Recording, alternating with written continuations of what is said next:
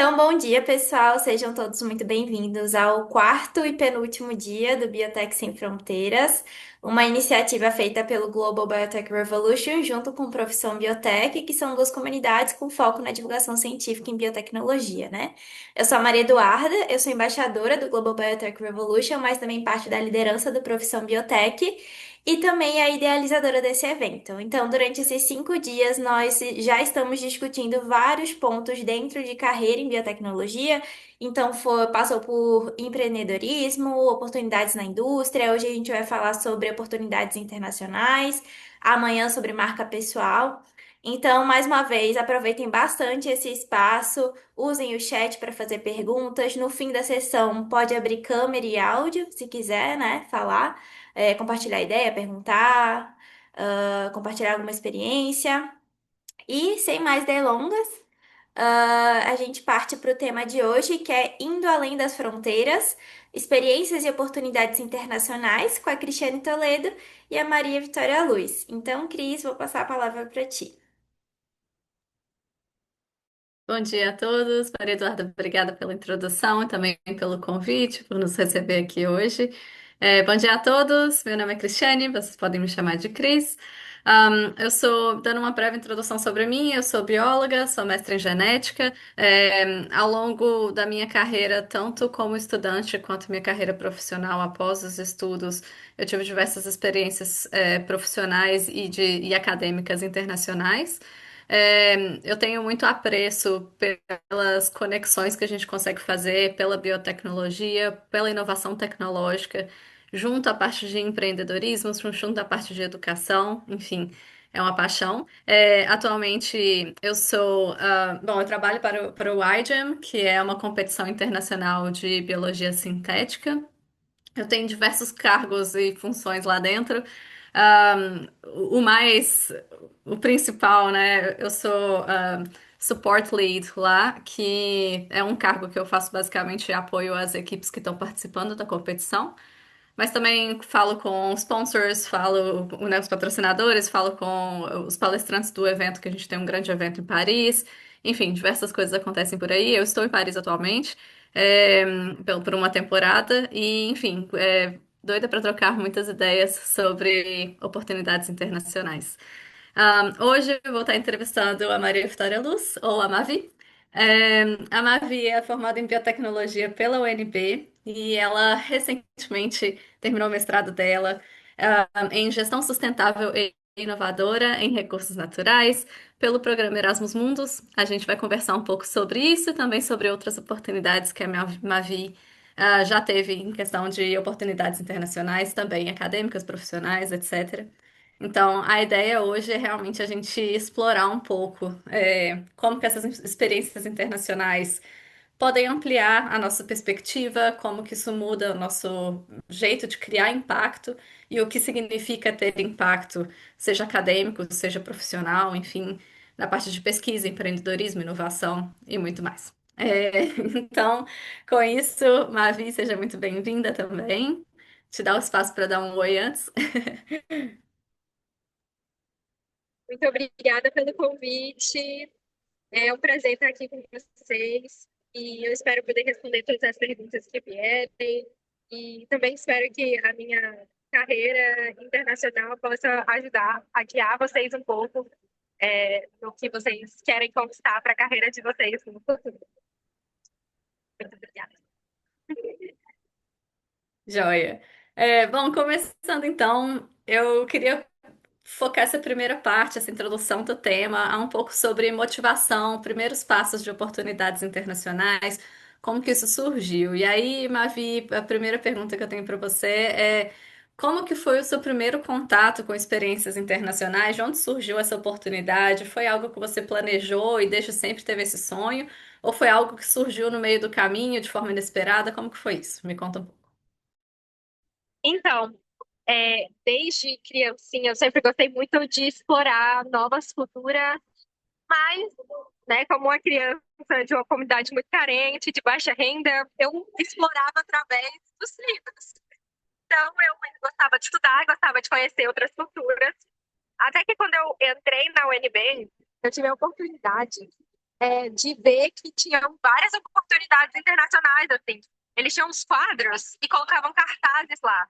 Às vezes era eu estava vendendo um brigadeiro, às vezes era de um intercâmbio. E aí, uma vez, eu vi esse cartaz de uma instituição chamada IASEC, que é para voluntariado.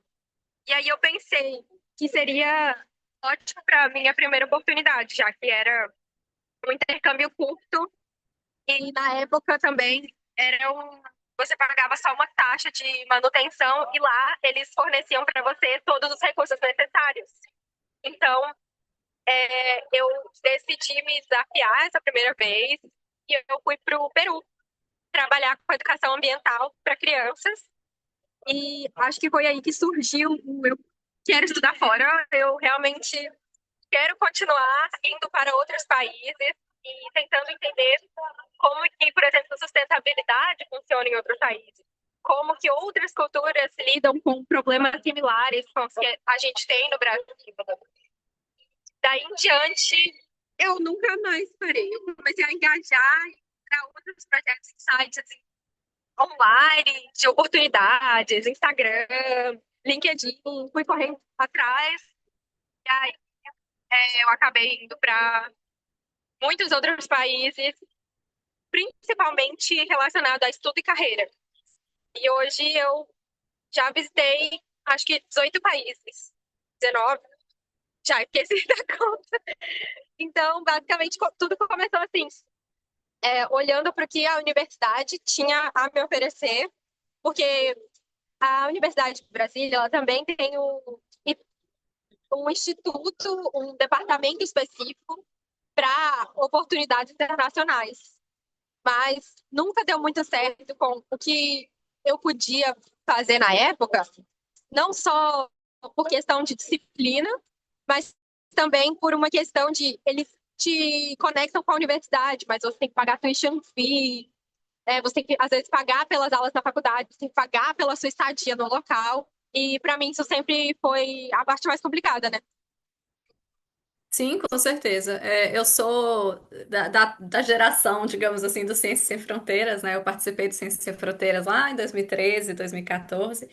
E, igualmente, assim, foi uma oportunidade que aconteceu pra gente naquela época que, diferente de qualquer coisa que eu conseguiria proporcionar a nível pessoal. Então, foi muito legal de ter tido essa oportunidade de ir pra fora, estudar, e principalmente, a gente pode até começar a falar sobre isso, sobre como é estudar fora, no sentido de que não só as disciplinas são, tipo, a grade curricular, né, obviamente é diferente, mas também a abordagem do que é o estudar, de como que eles fazem as provas a partir de prática, se existe sim ou não, como que funciona e tudo mais. Então, assim, para mim, eu lembro que fazendo o intercâmbio durante a graduação foi muito interessante de observar isso, assim, a forma de estudar era muito diferente, a abordagem é muito diferente. Aqui na França, pelo menos na minha experiência, o professor chega na sala de aula partindo do pressuposto que você já leu os capítulos X e Y que são correspondentes àquela aula e ele vai realmente para tirar dúvida, para pegar aquela parte que é mais explicar de forma mais detalhada o que é mais complexo e, enfim, realmente é um uso diferente do tempo das pessoas, sabe? E isso mudou muito a forma que eu penso e encaro as coisas. E aí queria te perguntar, eu sei que você fez um programa de mestrado muito interessante, queria que você contasse um pouco sobre isso. E o que que te motivou a procurar o Erasmus Mundus, também o Sinhem, né, que é o programa de mestrado que você fez, e contar um pouquinho dessa experiência, porque eu sei que o seu mestrado você fez um pouco em cada país, e isso é super interessante para a gente, então conta um pouco sobre isso. Então, primeiro eu vou explicar o que é o CIRAM.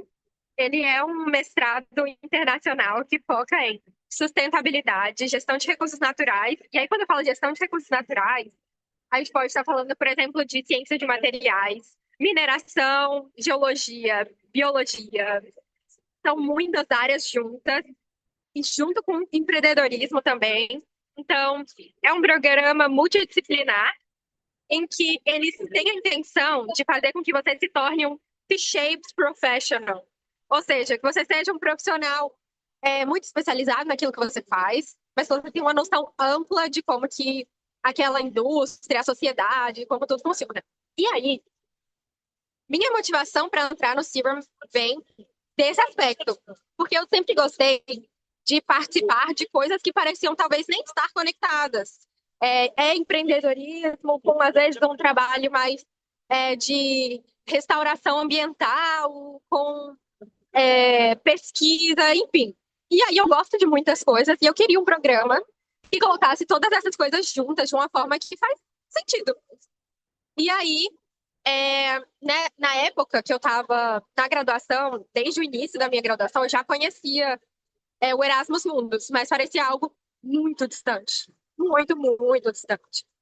Até que eu conheci essa organização chamada Brasa e também alguns outros colegas meus e de outros anos, né, veteranos meus, conseguiram uma oportunidade internacional. E aí eu sempre ficava com aquilo na cabeça. E eu pensei, nossa, eu gostaria muito de fazer um programa que fosse mais abrangente, que não necessariamente eu ficasse 100% do tempo fazendo pesquisa no laboratório, mas eu quero um mestrado, eu não quero fazer uma pós-graduação em empreendedorismo, em gestão. E aí eu juntei as duas coisas e eu acabei escolhendo aplicar para tanto para o CIRA quanto para um outro programa chamado BioSeb, que ele é mais voltado para bioeconomia, empreendedorismo e também biotecnologia. E aí foi um processo assim bem longo. Eu comecei a minhas aplicações e todo o meu processo de preparação assim, pelo menos um ano antes. E no final das contas eu ainda acho que é pouco tempo para mim. Eu acho que se eu pudesse voltar no tempo eu ia começar a me preparar, sei lá, quando eu entrasse na faculdade. E aí a mobilidade do programa funciona assim. O primeiro semestre era na Bélgica, mas as duas primeiras semanas do primeiro semestre a gente ia para a Alemanha e aí voltava para a Bélgica. Depois era um semestre lá na Bélgica, na Universidade de Ghent. Lá não, né? Aqui. Aqui. E aí, depois de um semestre aqui, a gente ia para a Suécia, passava um semestre na Suécia, e depois ia para a Alemanha, passava o verão, as disciplinas de verão na Alemanha. E aí, depois de tudo isso, a gente ia decidir onde eu quero me especializar dessas três faculdades. Eu decidi fazer o meu último ano inteiro depois na Alemanha, porque lá eles tinham um departamento muito legal de biomineração.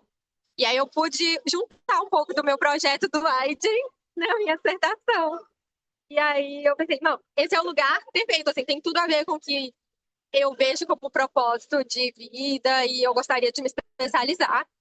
Mas claro que é um programa super desafiador, porque quando você está terminando um semestre, no dia seguinte você já tem que estar com essas coisas tudo empacotadas dentro de uma mala e levar para outro país. Eu acho que é um ponto bem, assim, legal de se discutir, uma sessão de desabafo. Mas o programa em si, ele te dá essa flexibilidade de trabalhar na indústria, de trabalhar com pesquisa, e você também tem, além da sua dissertação, você tem um estágio obrigatório. E é tudo em parceria com a indústria, né? Então é bem legal. Que bacana. É realmente muito diferente do que a gente vê no Brasil como ideia, assim. E mesmo eu acho muito legal o jeito da estrutura desse programa que você fez, porque é o que você falou, assim, são áreas correlatas que tem tudo a ver uma com a outra, e essa possibilidade de você fazer um giro, digamos assim, básico primeiro, antes, para você ter um gostinho, entender um pouco melhor o que que é, antes de você tomar uma decisão especializar mais, é uma coisa que faz total sentido, assim. Você mencionou brevemente sobre preparação e tempo de preparação, que você gostaria até de ter começado antes. Vamos conversar um pouco sobre isso, assim. O que que você acha que seria um ponto de início interessante? E também, eu sei que a preparação a nível prático, né, de edital, de prova se for necessária, isso demanda muito, mas também queria te entender quais suas percepções de preparação emocional, enfim, de outros aspectos, de cunho acadêmico mesmo, se tem correspondência, né, com as coisas no Brasil, enfim, o que que você acha sobre essa parte? Então, eu acho que isso que você comentou no final sobre uma preparação emocional e uma preparação, às vezes, de vida, assim, antes de começar a aplicar para oportunidades internacionais é muito importante. Porque a partir do momento que você sai do país, você está, assim, livre ao mesmo tempo que você está preso consigo mesmo. Você tem que estar muito bem para entender as suas questões e às vezes conseguir resolver sendo sozinho. Ou muitas vezes você também tem que estar preparado para trabalhar bem em grupo, para lidar bem com diferentes culturas, para ser uma pessoa respeitosa e ser uma pessoa também que sabe se colocar nas situações é, nos diferentes países que você vai visitar. Cada país é uma cultura, cada pessoa que você conhecer tem uma história de vida que é completamente diferente da sua. Então, eu sinto que ter uma preparação física de saúde é muito importante. Uma preparação mental mesmo de ter um autoconhecimento. O autoconhecimento é importante até no próprio processo de aplicação. Como que você vai falar sobre a sua motivação, sobre o que que você quer para a sua vida, se você ainda se sente muito perdido, sabe? Eu sei que muitas pessoas vão para fora para se descobrir, mas muitas vezes, quando você aplica, por exemplo, para um programa de mestrado ou para um programa de intercâmbio, eles querem que você saiba o que você quer para sua vida. Durante o processo, as coisas podem mudar. Você pode entrar no mestrado e descobrir que você quer outra carreira e tá tudo bem. Mas naquele momento da sua história, é bom que você seja uma pessoa bem resolvida. E aí, Eu a acho que gente faz é questão também. de. Desculpa, só Pode ia te falar. complementar, que eu acho que é uma questão de determinação, né? De falar, tipo assim, não, eu acho que você pode não ter clareza sobre o longo, né, a longo prazo, mas falar, o próximo passo que eu quero é esse, sabe? E se dedicar, enfim. Exatamente. Você precisa saber, entender assim, nossa, mas para que que eu vou usar esse programa de mestrado na minha vida? Eu vou fazer só para adicionar uma experiência no meu currículo? Ou eu vou pegar essa experiência e eu vou abrir a minha própria empresa? Ou eu pegar essa experiência e fazer um doutorado, é o meu plano em seguida. Então é bom ter esse exercício do que você quer para si mesmo. Em relação à preparação, que eu falei que eu gostaria de ter me preparado antes, apesar de ter feito muitas coisas na universidade, e é isso que eu gostaria de recomendar para as pessoas também, participar de projetos de extensão, participar de coisas como empresa júnior, atividades de pesquisa, congressos, etc. Todas essas coisas são muito importantes. Então, se durante a sua graduação você focou 100% em estudar, você não pode voltar no tempo e adicionar esses projetos de extensão no seu currículo quando você for aplicar. É. Então, para mim foi importante ter feito essas diversas experiências. E aí, no final, eu pude escolher mais ou menos as experiências que tinham a ver com aquilo que eu queria fazer no futuro. Mas se eu pudesse voltar antes, talvez eu diria assim, nossa, foca mais em determinada coisa, que aquilo vai te ajudar no futuro, sabe? Ou se Uhum, prepara, começa a se preparar para alguma mentoria, algum programa de bolsas, é, sim. um pouco antes. Porque quando chega o momento de você escrever suas cartas, seu currículo, você escreve 20 currículos diferentes. E aí você pede a opinião de 1.000 pessoas, todos os seus amigos leem, toda a sua família lê, e nunca tá bom. Mas ao mesmo É. entra aquela questão do conhecimento de novo. De você poder ser a pessoa que fala, não, eu estou satisfeita, eu acredito que eu sou capaz. Então, é uma das coisas que eu acho assim que foi muito bom para mim ter essa mentoria da Brasa, porque eu tinha alguém que eu confiava, confio muito ainda, 100%. É, às vezes, quando eu estava insegura sobre alguma coisa, eu podia virar para esse meu mentor, o Elton, e falar assim: o que que você acha do meu currículo? Será que tem muita coisa? E aí você tem um currículo de 3 páginas que ninguém vai ler. Uhum. Então, eu acredito que também é necessário ter um bom tempo para você pesquisar sobre todos os programas que você quer fazer, porque mesmo que seja um Erasmus Mundus, cada programa tem seu processo de aplicação e de seleção específico, seu edital específico, suas regras, os professores que você vai ter que enviar a carta de recomendação. Tem professores que às vezes você manda e ele não tem tempo. Então você precisa mandar, às vezes, com 3 meses de antecedência, mesmo que ele precise escrever a carta de 30 palavras. É. Então, tudo isso requer muito planejamento, sabe? Com certeza. E uma coisa, eu não sei se você teve essa percepção, assim, mas da minha experiência pessoal, quando aplicando para bolsas e aplicando para programas e tudo mais, não só programas, mas também oportunidades que a gente pode até conversar depois, o próprio Leaders of Tomorrow do GBR, enfim, também acho que cabe nisso. É, é pensar não só como você pode se beneficiar daquela oportunidade, mas pensar com o olhar deles, entendeu? Por que você? Por que que você vai ser? O que você traz à mesa, entendeu? Qual é o seu ponto de vista? O que que você tem de capacidades, de experiências que vai trazer ali um temperinho para aquele programa e que eles também vão enxergar que aquilo é legal, sabe? Porque eu acredito que, principalmente bolsas de estudo, né, no exterior e essas oportunidades que a gente tem de carreira são muito um match. As duas partes têm que estar interessadas e tem que ser bom para as duas partes. Então, para mim, como candidata, assim, quando eu saquei isso e eu consegui mudar um pouco o discurso. É o que você falou, assim, a sua vida, os fatos que aconteceram são os mesmos, mas a forma que você apresenta isso pode dar 50 mil variações de um currículo, porque o jeito que se apresenta é diferente. Então, eu acho que esse é um ponto, assim, que é importante para quem, né, tem interesse de aplicar. Não sei se você gostaria de concordar ou falar alguma coisa nesse sentido. Sim, eu concordo 100% com isso. Você, às vezes, tem que se colocar em terceira pessoa, assim, para falar sobre você. O, o que, às vezes, um professor vê em você, que você não vê, e que é benéfico para aquele programa. Por exemplo, muitas vezes na minha carta de motivação, eu escrevo coisas como: eu posso ser um caso de sucesso para você. E do ponto de vista que o programa se beneficia de ter pessoas que vão ter uma carreira de sucesso para promover o programa. Por exemplo, no caso do Erasmus Mundus. Você Sim. se torna um alumni, você se torna um embaixador daquilo.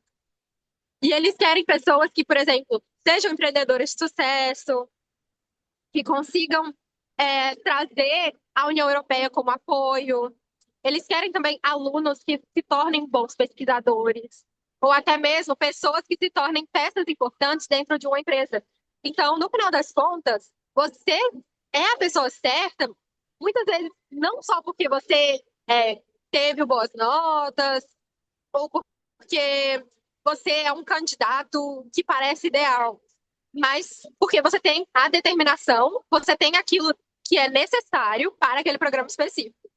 Eu lembro muito bem de ter conversado com o coordenador do programa de mestrado, porque, como o presidente da turma, a gente tem reuniões de board, né? Todo mundo se reúne para falar sobre o futuro do mestrado, sobre as próximas matérias, sobre várias coisas. Dentre essas coisas, comentaram comigo que muitas vezes a pessoa é selecionada por eles enxergarem na motivação daquela pessoa que ela consegue lidar com a pressão de fazer o mestrado. Que ela consegue fazer aquilo até o final, que ela não vai desistir na metade. Uhum. Então, eles procuram também pessoas que entregam o que eles precisam, que é uma baixa desistência, por exemplo. Sim. Então, são muitas coisas a se considerar. E também Até porque eu acho que é interessante da gente pensar também que isso é um investimento financeiro da parte deles, né? Eles estão literalmente investindo em você, naquele profissional, naquela pessoa, aquele aluno que seja, que está se desenvolvendo. Então, da parte deles é enxergar o potencial e essa questão que você mencionou de não desistência, eu acho que essa parte é interessante, assim, de realmente se pensar.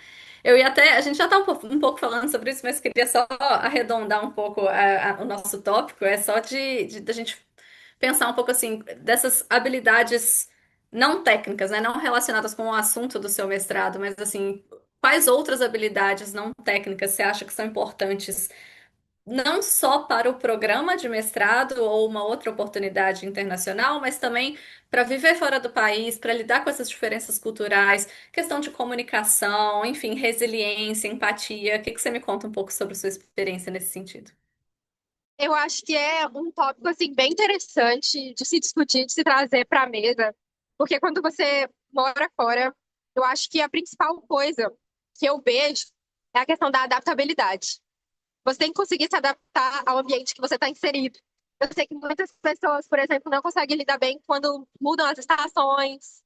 Às vezes o clima muda, o roteiro inteiro muda, e você tem que se adaptar rápido para isso. E também, às vezes, você tem que se adaptar a não ter a comida de casa aqui. Você tem que se adaptar. Ai, essa semana, gente, eu descobri um mercado brasileiro na minha cidade, eu fiquei tão feliz. Mas isso não acontece sempre. Por exemplo, quando eu estava morando numa cidade pequenininha da Alemanha, você tem que lidar, às vezes, com uma comunidade que é mais conservadora, com uma comunidade que não fala o seu idioma. Mesmo que você fale, por exemplo, inglês, mas o seu alemão não é tão bom, e o seu alemão, por exemplo, não é o alemão daquela região. Então tudo muda. Eu acho que a questão de comunicação é uma das grandes barreiras, e às vezes nem sempre é o idioma, mas a forma como você pensa naquilo. Às vezes, por exemplo, você tenta formar uma frase que em português, na sua língua materna, faz completo sentido e é uma coisa super, é, assim, normal de se dizer, mas que soa desrespeitoso em outra língua. Ou às vezes, no Brasil, a gente chama os nossos professores pelo primeiro nome. Aqui na Bélgica, a gente chama os professores pelo primeiro nome. E aí você vai e acaba se mudando para a Alemanha, e aí você não pode usar o primeiro nome da pessoa, você tem que usar o último nome. Então, são pequenas coisas que vão ali no seu dia a dia. Você vai percebendo que você precisa facilmente entender o que precisa ser feito para se integrar naquele espaço. E aí vem junto essa questão da resiliência. Muitas vezes você vai se sentir deslocado daquela situação. Você vai sentir que talvez aquele espaço não te receba tão bem. Então, eu acho que vai muito de você ter um jogo de cintura para conseguir estar nesses lugares. E eu acho que é isso, assim. Tem muitas outras situações que a gente pode pensar em morar fora de skills que são importantes, que não são técnicas, mas eu acho que todas elas vão andando para essa questão do seu emocional, sabe? De ter uma pessoa resiliente que se impõe, Sim, mas se impõe com respeito, que você. Porque quando você muda de país, quando você viaja para outro país, principalmente se você não é uma pessoa padrão, assim, se você não se encaixa na cultura local fisicamente, todo mundo sabe que você é estrangeiro. Então, isso, ao mesmo tempo que pode ser benéfico para as pessoas deixarem algumas situações passarem, ai, nossa, desculpa, eu sou uma turista. Às vezes as pessoas vão olhar para você de uma forma diferente. Então, é uma questão mesmo de você tentar o máximo possível a aprender a língua daquele local, aprender os costumes do local, ir para eventos, fazer amigos na região, porque tem muitos estudantes ou pessoas que moram fora que acabam se isolando, ou se isolando numa comunidade 100% brasileira, ou se isolando literalmente, sem amigos, sem família, e acaba entrando num ciclo assim muito sozinho, sabe? E aí eu acho que se você consegue se adaptar, entender como é que aquele lugar funciona, quais são as coisas que as pessoas fazem, por exemplo, chega no Natal, você tem um Christmas market, chega na Páscoa, você tem outras tradições de Páscoa, o que acontece nos feriados daquele país, é, como que é a história daquele país, como que esse país lida com os países vizinhos. Geopolítica também é muito importante. Então, eu acho que é isso. Sim, concordo também. Acho que na minha experiência eu também enxergo dessa forma, que principalmente acho que o respeito é a primeira coisa que vem na minha cabeça, assim, o respeito com a cultura do outro, entender que você está entrando num espaço físico, mas não só espaço físico, é um espaço cultural, social. Que é diferente do que a gente cresceu no Brasil, mas ao mesmo tempo ter esse respeito de que se o costume deles é esse, deixa eu entender de onde está vindo essa resposta que às vezes me chegou esquisita. Mas calma, né? Tipo assim, a maior parte do tempo o problema não é com você, o problema é que é isso, assim, é o que você falou. Às vezes é uma frase que em português soa beleza e para eles chega esquisito, vice-versa também acontece. Então, assim. Eu acho que nessa primeira questão é o respeito, e para mim depois vem a adaptabilidade, que é uma coisa que você falou, que eu acho que também o jogo de cintura, né? De ser flexível, de entender, de estar disposto, estar aberto para isso, né? Então, acho que essas duas coisas andam muito juntas nesse sentido. Você mencionou algumas dificuldades que são comuns de acontecer, né? Tanto a questão de isolamento social, dificuldade de fazer amizades e também adaptabilidade com alimentos, com costumes, etc. É, já rolou algum momento de dúvida para você, de tipo assim, putz, será que é isso que eu quero? E se sim, como que você superou? Ou se não, você já observou alguém nessa situação? O que que você dá de pitaco nesse sentido? Eu acho que desde o início eu já tinha muita preocupação de como seria esse processo, porque eu sou casada, né? Então no Brasil eu deixei o meu marido e eu fui sozinha pra fora. Então, quando você já mora com alguém, já mora com seus pais, você nunca saiu da casa dos seus pais, por exemplo, ou você mora com um parceiro, alguma coisa assim, você vai pra outro lugar. Eu acho que é o primeiro baque, assim.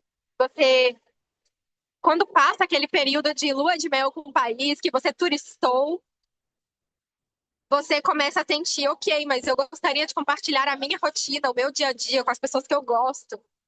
E aí, acho que em relação ao isolamento, a parte mais difícil é você perceber que às vezes alguns amigos seus, é, a comunicação passa a ser menos frequente, porque você não está fisicamente presente. E até mesmo com a família. Então, se você tem uma família que é muito coruja, assim, que gosta muito de fazer coisas juntas no final de semana, isso vai fazer uma diferença muito grande. Então, isso foi, ainda é um grande desafio para mim, porque atualmente fazem 2 anos que eu não vejo minha mãe, por exemplo, 2 anos que eu não vejo meu irmão, então é bem complicado. E você tem que pensar também que às vezes você está durante um programa de mestrado, você tem algumas brechas para viajar, mas se você depende exclusivamente da bolsa, não necessariamente você vai ter os recursos para fazer essa viagem. E às vezes você realmente não tem o tempo, porque durante as nossas férias a gente tinha um estágio, por exemplo. Então, é muito difícil você conciliar tudo isso. E às vezes você tá em fusos horários diferentes. E você tem, por exemplo, minha mãe até hoje ela acorda super cedo. Às vezes ela não vai dormir pra saber como que eu tô, se eu fui pra um lugar e deu tudo certo. Então, meio que você acaba se sentindo culpado por mudar a rotina de uma outra pessoa, ou você sente também que não dá atenção suficiente. É uma questão que faz muita diferença. E se eu já pensei em desistir, eu sou uma pessoa muito determinada, assim, do ponto de vista que eu sempre penso que quando eu chegar aonde eu quero chegar, esse sofrimento vai passar e sempre tento olhar pelo lado positivo das coisas. Por exemplo, meus familiares sempre falam: não, eu tô viajando com você, não se preocupa. Então, eu às vezes eu penso muito mais em será que eu escolhi o programa correto? Será que se eu tivesse escolhido, porque no final das contas, eu apliquei para 4 programas de bolsa e eu consegui os 4, e aí você tem que fazer essa decisão. Mas vai ser um para sempre e se você nunca vai ter certeza se a sua vida seria diferente. E aí, quando você entra no primeiro dia do seu programa, você aprende quais são as matérias, você começa a entender se aquilo era realmente o que você esperava ou não. E, gente, quando eu tava na Suécia, todos os dias eu pensava, meu Deus, pra que eu vim pra esse lugar congelante? Sério. Na minha primeira experiência lá, eu passei 3 dias internada por causa do choque que foi. Nossa. Então, o que eu acho? Eu tive alguns momentos, sim, de duvidar se era a escolha certa, seja porque eu tive que estudar alguma coisa que era completamente fora daquilo que eu achava que tinha a ver com a minha carreira, mas depois, no futuro, eu percebi, nossa, isso era essencial estar aqui. Isso faz sentido. Eu precisava ter passado por esse aprendizado. Então, eu acho que não Uhum. existe uma escolha errada, porque você tem a chance ainda de adaptar aquilo que você teve de bagagem para um outro passo na sua carreira. Então, eu sinto que, como eu sou uma pessoa que planeja muito, talvez até por uma certa ansiedade, é, eu acabei seguindo uma linha meio que reta, assim, de terminar a faculdade, começar a trabalhar, mas depois entrar no mestrado, e depois do mestrado voltar a trabalhar. É, mas foi numa linha de, assim, qualquer coisinha que desse errado, que mudasse, eu ia ter que dar um jeito de dar certo. É isso. Eu acho que é importante essa questão de recalcular ao longo do caminho, né? Eu enxergo, eu demorei muito tempo a conseguir sacar isso, mas hoje pra mim é uma coisa que é muito clara, que é, cara, depois que você tomou a decisão e deu aquele passo, tá dado, entendeu? O que foi dali pra trás não importa mais. Então, assim, é, eu poderia, putz, e se eu tivesse escolhido um outro programa de mestrado, será que eu estaria mais feliz? É, pode ser, mas pode ser que não, entendeu? Então, deixa eu usar as ferramentas que eu tenho agora. O que que tá disponível para mim agora que eu já escolhi esse programa de mestrado, entendeu? Ah, não tô curtindo essa disciplina. Será que vale a pena trocar? Ou então, será que vale a pena semestre que vem eu fazer uma adaptação no currículo para jogar mais pro outro lado que eu curti mais? Então, assim, eu acho que entender, né, no nosso emocional, no nosso preparo, que a decisão do passado já foi tomada, mas que a da frente ainda tem muitos caminhos que podem servir. E mesmo que, vamos supor que o mestrado inteiro você desgostou, você achou, nossa, não era o que eu estava querendo. Cara, você ainda tem uma vida pela frente, entendeu? Para acertar o caminho, para achar o seu lugar e tudo mais. E até falando um pouco sobre achar seu lugar, eu queria puxar um pouco a conversa sobre o tema, né, o assunto, a área, a grande área do que você trabalha e estudou durante tanto tempo, que é a parte de sustentabilidade, economia circular. Queria entender que te levou a focar nisso e também como que isso se enquadra dentro da biotecnologia, principalmente pensando que no seu mestrado você teve a oportunidade de tocar outros assuntos que no Brasil não são tão comuns de serem levados juntos. Então, como acho que todo mundo sabe, a biotecnologia tem muitas cores, muitas áreas para você explorar. E durante a minha graduação, eu acabei focando mais em biotecnologia para a biodiversidade, nas coisas que a gente podia trazer para a bioeconomia. E eu percebi que era realmente algo que me trazia muita vocação, muita inspiração. E por causa disso, eu acabei fazendo 4 anos da minha graduação pesquisa na área da sustentabilidade. Conectado com isso, eu vi uma grande oportunidade de trazer melhorias para o mundo quando eu me conecto com os Objetivos do Desenvolvimento Sustentável. Então, quando você fala de Objetivos do Desenvolvimento Sustentável, às vezes não necessariamente é só ecologia, meio ambiente, você está falando de saúde, você está falando de indústria. Então, eu comecei a participar de projetos que iam me trazer esse tipo de conhecimento, assim. Aí eu acabei indo para a Índia para trabalhar com a ODS 6, que é para água. Aí juntam meu conhecimento na parte de biodiversidade, meu conhecimento na parte de água. E aí eu comecei a trabalhar depois na Biominas. Na Biominas a gente tem contato com empresas que são do agro, empresas que focam em economia circular. Então, eu entendi que uma forma de unir tudo isso seria buscando uma especialização em algo que fosse um problema global, mas que tivesse um impacto especificamente, por exemplo, no Brasil. A gente fala de mineração, o impacto que a mineração tem no Brasil. Todo mundo conhece Brumadinho, por exemplo.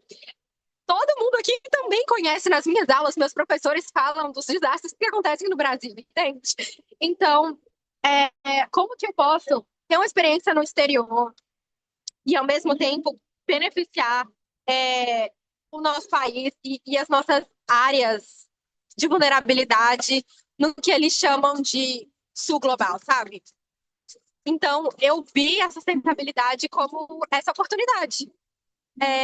Então, dentro do programa, eu foquei principalmente em unir o meu background, que vem muito de micro-organismos, impacto ambiental, contaminação, e tratamento ambiental, restauração, etc., com os objetivos do desenvolvimento sustentável. Então, por exemplo, minha dissertação foi focada em biomineração e o meu estágio em bioflotação, biorreciclagem. Ou seja, quando você vê resíduos de mineração, você tem várias formas de tratar aquilo, mas tem formas mais sustentáveis e menos sustentáveis, mais rentáveis, menos rentáveis.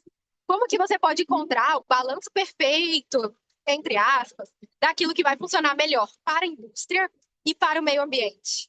Como que você pode, ao mesmo tempo, reduzir o custo, aumentar o benefício social e reduzir o impacto ambiental com biotecnologia? E aí, com micro-organismos locais mesmo, presentes ali nos próprios resíduos, a gente consegue extrair metais. Desses metais, as empresas podem se beneficiar financeiramente, o custo é reduzido, porque os micro-organismos crescem naturalmente naquele ambiente. Você não precisa de tantos químicos, tantos reagentes, o que também diminui o custo e o impacto ambiental. E aí, no final, você tem uma visão completa da cadeia de valor daquilo. Porque, por exemplo, tem vários países que eles são muito dependentes de outros países em termos de recursos naturais. E eles acabam se tornando exploradores dos nossos recursos. Eu ajudando esse país a ser menos dependente de outros países, eles reciclando as coisas que tem dentro da própria, por exemplo, da própria União Europeia, é uma forma também de reduzir o impacto ambiental dentro do meu próprio país, que está sendo explorado muitas vezes. Então, é mais ou menos assim que eu conecto a biotech com tudo. E hoje eu trabalho muito mais com análise de ciclo de vida. O que que isso quer dizer? Eu entendo qual que é o impacto ambiental desde a extração por exemplo, eu preciso fazer uma bateria. Para fazer essa bateria, eu preciso de lítio. Então, desde a extração do lítio até o produto final, depois do produto final, para onde que essa bateria vai, se aquilo pode ser recuperado ou não, qual que é a melhor forma. Então, é uma visão realmente, eu achei meu mestrado muito bom, muito importante por isso, porque você tem uma visão completa da cadeia. E de quais são as principais áreas, às vezes, o maior impacto ambiental não é na extração, mas às vezes é na produção, por causa da eletricidade, sua eletricidade não é limpa, ou às vezes é realmente na forma como aquilo é descartado, que gera um grande impacto ambiental nos animais da região em que aquilo é descartado. Então são mil coisas, você precisa meio que saber um pouco de tudo. Sim, eu acho muito interessante como que esse olhar, estando fora do Brasil, né, a gente ver como que outros países encaram aquilo e quais os outros tipos de solução e mesmo essa questão de olhar com um foco um pouco diferente. Então é isso que você mencionou, assim, se eu ajudar, né, no caso você está na Bélgica, se eu ajudar a Bélgica a ser mais independente, isso também impacta no Brasil, porque sei lá, essa empresa X, vamos supor, explora tal material do Brasil, então isso vai deixar de acontecer, então existe um potencial da gente melhorar no Brasil a nossa ecobiodiversidade, etc. e tudo mais. Então, assim, eu também gosto muito do jeito que as coisas às vezes se conectam de uma forma numa cadeia um pouco mais longa ou talvez indireta, mas que no final faz muito sentido e principalmente faz muito sentido de você estar onde você está, num outro país, buscando isso, entendeu? Então, Eu também busco isso, né, na minha carreira, eu também acho que faz todo sentido, e é muito por causa disso também que eu estou no iGEM, porque eu acredito muito em apoiar a inovação tecnológica, no meu caso específico para biologia sintética, mas não necessariamente restrita a isso, né, meus interesses. Mas pensando nisso, assim, como que eu apoio a educação, como que eu apoio a inovação tecnológica? Como que eu apoio esse olhar holístico, que é muito importante também, que você mencionou e também existe no iGEM, enfim. E como que eu aprendo como que as outras pessoas fazem em cada um dos caminhos delas e nos lugares que elas vivem, para eu poder trazer mais isso para o Brasil depois e crescer junto e fazer uma infraestrutura para que o nosso país também possa continuar se desenvolvendo numa direção que é interessante, né? Então, isso é muito legal. Queria começar a finalizar, porque eu tenho certeza que o pessoal vai ter uns palpites para conversar aí. Queria saber um pouco, assim, eu estava mencionando um pouco desses impactos internacionais, né? E que tipo de impacto profissional você percebe dessas colaborações internacionais? E, enfim, como que você.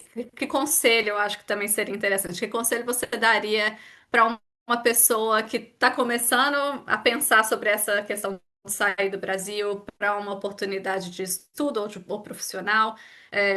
Vamos ir direcionando para esse sentido, assim. Então, eu acho que tem alguns conselhos para dar. Do ponto de vista mais prático, digamos assim, eu acho que é muito importante você começar a pensar, a se organizar. Quais são todas aquelas áreas que te interessam? Como que você gostaria de moldar a sua carreira? Quais são aqueles professores que você pode realmente contar para te dar uma recomendação? Se você quer estudar fora, e também começar a conhecer sites, oportunidades em eventos, congressos, ir para networking, falar com muitas pessoas, falar com pessoas que estudaram fora e que não estudaram fora. Porque muitas vezes aquilo que você quer está dentro do Brasil. Às vezes, se você está pensando em ir para. Você pode ir para fora, mas não é a única opção ir para fora. Então, por exemplo, antes de pensar em aplicar o meu mestrado fora, eu também participei de cursos de verão de universidades públicas no Brasil, focados em pós-graduação, em áreas diferentes, genética, farmacologia, biologia molecular. E aí você entende, ok, a- amei a experiência, mas entendi que isso não está alinhado com aquilo que eu quero para mim. Então, eu vou começar a falar com procurar no LinkedIn, pessoas que passaram para o mercado que eu acho interessante, falar com veteranos, entender qual é a experiência deles, o que é que eles precisam. E, gente, mesmo que você receba uma bolsa de 100%, essa assim, é uma coisa meio trágica. Mas mesmo que você consiga uma bolsa de 100%, você precisa necessariamente ter uma preparação financeira. Caso a sua bolsa atrase, o que você vai fazer? Então, muitas vezes é importante você ter uma certa estabilidade e não se jogar assim de cara, mesmo que você queira muito.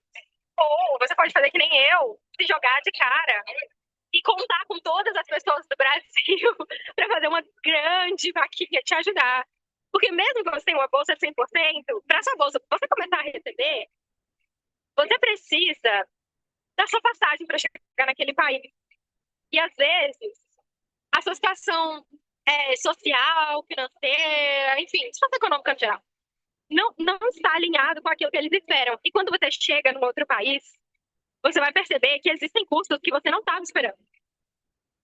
Assim, desde um transporte, um trem, alguma coisa assim que você precisa, até uma emergência de saúde. Quando eu disse para vocês que eu tive que ficar internada na Suécia, então, veio uma conta de 6.000 euros para mim, mesmo eu tendo seguro de saúde. E aí eu tive, você tem que ter, volta para aquela questão da adaptabilidade. Você tem que conversar com as pessoas e explicar que, olha, isso aqui está fora de cogitação. Às vezes, também no meio do seu mestrado, quando você troca de país, ninguém da faculdade te avisa que você tem que aplicar para um novo visto. E você tem que descobrir por você mesmo daquilo que você precisa. Então você precisa ser uma pessoa muito independente, tem que correr muito atrás. E uma coisa que me ajudou muito foi que quando eu me tornei presidente da turma, eu era responsável por todos os problemas de todo mundo. E aí, por causa disso, eu tava sempre, eu sabia sempre de tudo que estava acontecendo. Caso acontecesse alguma merda, assim, eu saberia como resolver. Então, é isso. Pesquisa muito bem. Muito bem.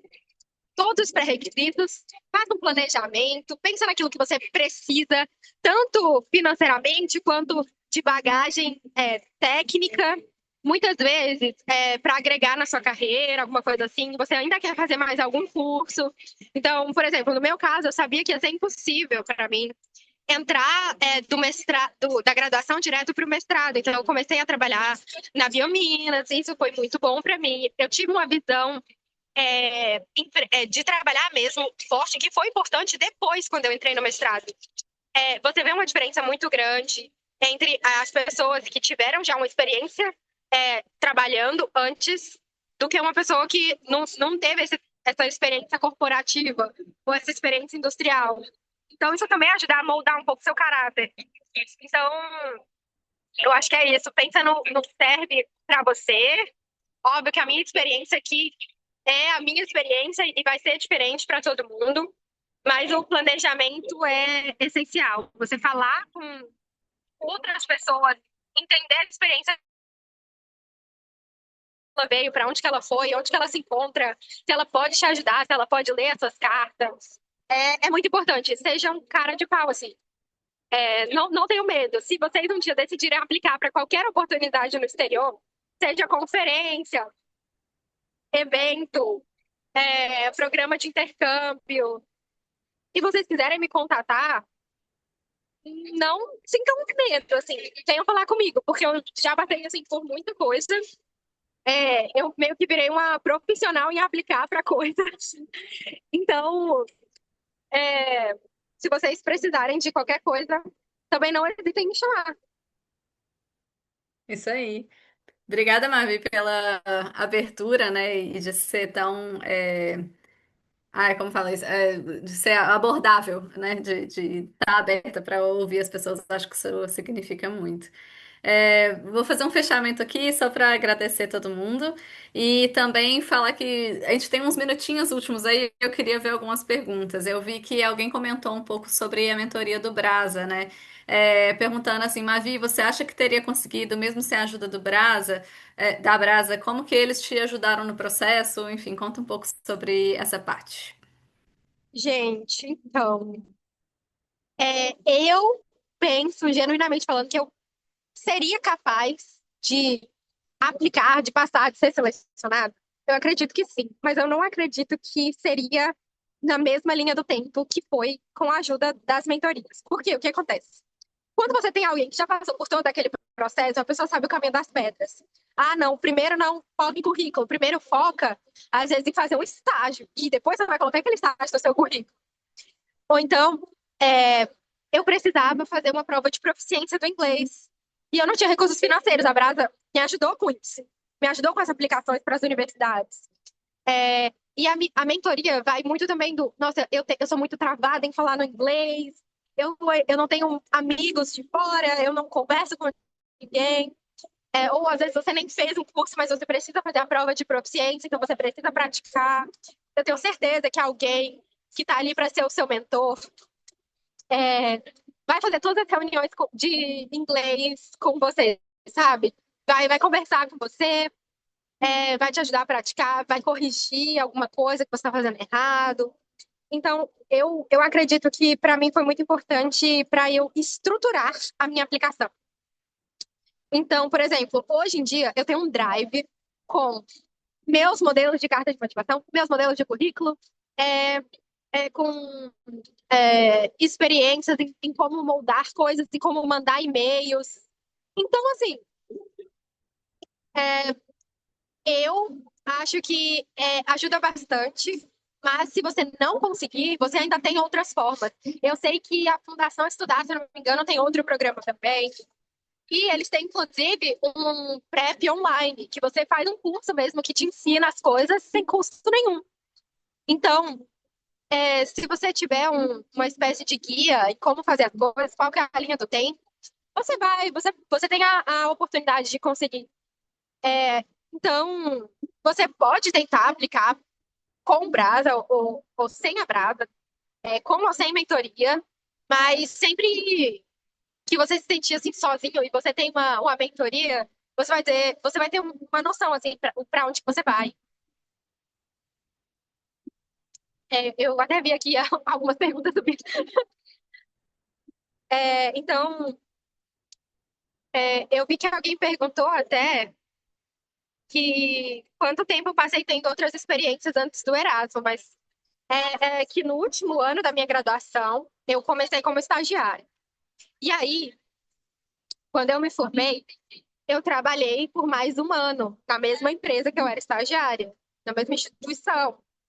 Então, foi esse período mesmo de um ano em que eu estava preparando as coisas e não necessariamente eu estava criando mais experiências, mas eu estava estruturando as experiências que eu já tinha em algo que faça sentido dentro do storytelling, dentro da história da minha vida que eu gostaria de contar para que eles acreditassem que eu sou a pessoa certa.